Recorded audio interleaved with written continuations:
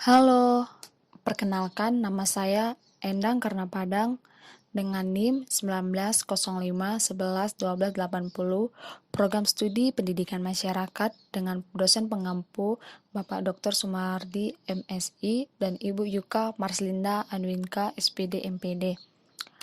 Baiklah, di sini saya akan mempresentasikan hasil tugas lapangan saya yang berjudul memberikan penyuluhan tentang kenaikan lembur oleh PC FSPP KSPSI Kebun Kayangan PT Salim Infomas di Kabupaten Rokan Hilir.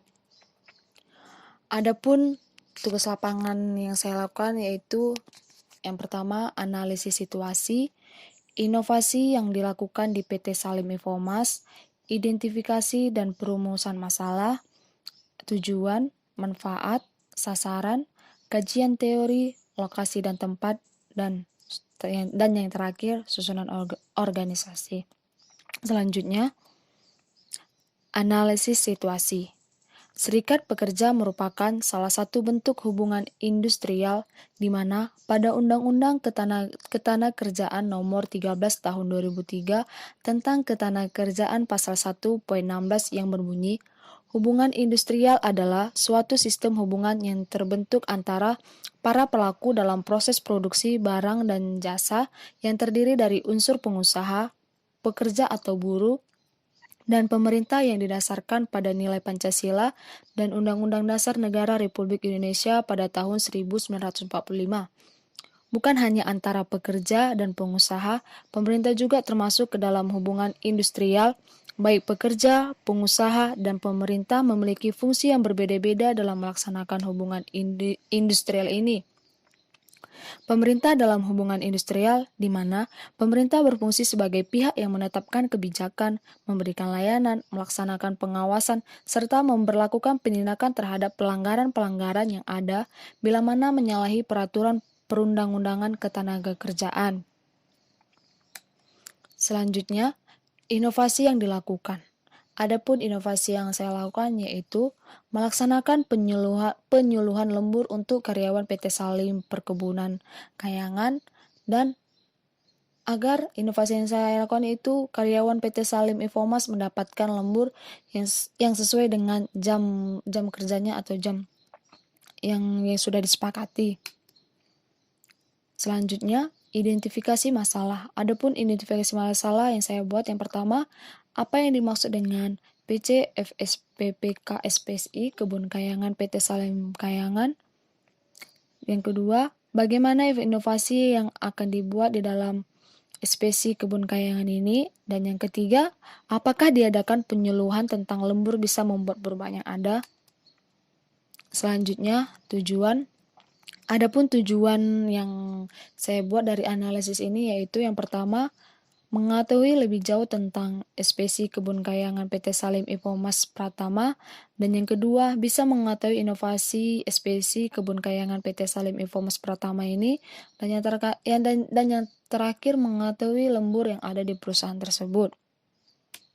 Selanjutnya, manfaat dengan saya melakukan analisis ini diharapkan agar mahasiswa bisa mengetahui manfaatnya sebagai berikut. Yang pertama, membantu masyarakat agar bisa lebih mengenal lagi tentang organisasi spesi yang ada di perusahaannya sendiri, maksudnya yang mereka tinggal. Dan yang kedua, membantu masyarakat tentang inovasi yang bisa dilakukan di perusahaan tersebut. Dan adapun sasaran yang saya cakup yaitu yang pertama, Ketua SPC dengan Bapak Marco Polo, usia 46 tahun, pekerjaan karyawan swasta sebagai satpam di kebun, dan Ketua PC SPC dengan beragama Kristen, dan yang kedua, Serikat Pekerja, namanya Ibu Erma dengan usia 45 tahun, pekerjaan karyawan dengan beragama Kristen, dan yang terakhir, anggota SPC tersebut dengan nama Bapak Anto, usia 32 tahun, pekerjaan karyawan agama Islam. Adapun kajian teorinya adalah, istilah buruh sudah cukup populer dalam dunia perburuan, apalagi jika membahas tentang hukum ketenagakerjaan. pasti sudah tidak asing dengan istilah ini. Ketenagakerjaan diatur dalam Undang-Undang Nomor 13 Tahun 2003. Selain aturan tersebut, ternyata buruh atau pekerja sudah dikenal pada zaman penjajahan Belanda. Pada zaman penjajahan tersebut, istilah buruh adalah pekerjaan kasar seperti kuli, tukang mandor, orang-orang yang disebutnya sebagai blue collar, sedangkan yang melakukan pekerjaan di kantor, pemerintah maupun swasta disebut karyawan atau pegawai atau white collar. Perbedaan yang membawa konsekuensi pada perlakuan hak-hak tersebut oleh pemerintah Belanda tidak terlepas dari upaya untuk memecah belah orang pribumi. Dan selanjutnya, metode penerapan. Yang pertama, adapun metode analisis yang saya lakukan yaitu metode deskriptif kualitatif. Metode ini bertujuan untuk mendeskripsikan atau menjelaskan peristiwa atau kejadian yang ada pada masa sekarang, baik melalui observasi, wawancara, dan dokumentasi. Yang kedua, pendekatan yang saya lakukan yaitu dengan cara mendekatkan diri atau lebih mengenal kepengurusan spesies yang ada di kebun kayangan, dan saya mendekatkan diri dengan masyarakat yang ada di kebun kayangan PT Salim IPO Mas Pratama tersebut. Dan strategi yang saya lakukan yaitu melakukan pemberdayaan terhadap masyarakat, terkhusus pekerja yang juga dapat diartikan sebagai upaya untuk memenuhi kebutuhan yang diinginkan oleh individu, kelompok, dan masyarakat luas. Selanjutnya, lokasi yang saya gunakan yaitu lokasi atau yang saya analisis di kebun kayangan PT Salim Infomas Pratama Kabupaten Rokan Hilir, tempat kebun kayangan.